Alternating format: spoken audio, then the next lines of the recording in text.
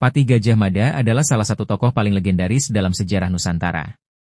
Ia dikenal sebagai Mahapatih Majapahit yang membawa kerajaan itu mencapai masa kejayaannya. Nama Gajah Mada selalu dikaitkan dengan visi besarnya untuk mempersatukan seluruh Nusantara di bawah Panji Majapahit, sebuah cita-cita yang kemudian dikenal sebagai Sumpah Palapa.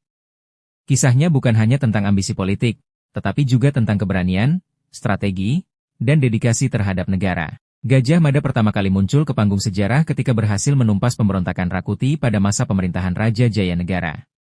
Pada saat itu, ia masih seorang prajurit muda dalam pasukan Bayangkara, tetapi keberaniannya membuat ia dipercaya untuk mengamankan keselamatan sang raja. Keberhasilan itu membuat karirnya melesat hingga akhirnya ia diangkat sebagai Patih Kahuripan, lalu Patih Daha. Saat Tribuana Tunggadewi naik tahta, Gajah Mada diangkat menjadi Mahapatih Majapahit. Disinilah ia mengucapkan Sumpah Palapa yang menyatakan bahwa ia tidak akan hidup dalam kesenangan sebelum berhasil menaklukkan wilayah-wilayah penting di Nusantara seperti Bali, Sunda, Dompo, Tumasik, dan lainnya. Sumpah itu dianggap sebagai tekad visioner seorang pemimpin yang melihat potensi besar kerajaan Majapahit untuk menjadi kekuatan maritim terbesar di kawasan ini. Dengan strategi militer yang cerdas, diplomasi yang kuat, dan keberanian yang jarang dimiliki pemimpin lain pada masanya, Gajah Mada memimpin berbagai ekspedisi penaklukan ke wilayah Nusantara. Bali berhasil disatukan pada tahun 1343, diikuti oleh wilayah-wilayah lain seperti Lombok, Sumbawa, Tumasik, Singapura, bahkan sebagian wilayah Kalimantan dan Maluku.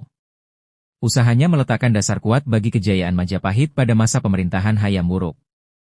Namun perjalanan karirnya tidak sepenuhnya mulus. Tragedi Perang Bubat menjadi salah satu peristiwa yang membayangi akhir masa jabatannya.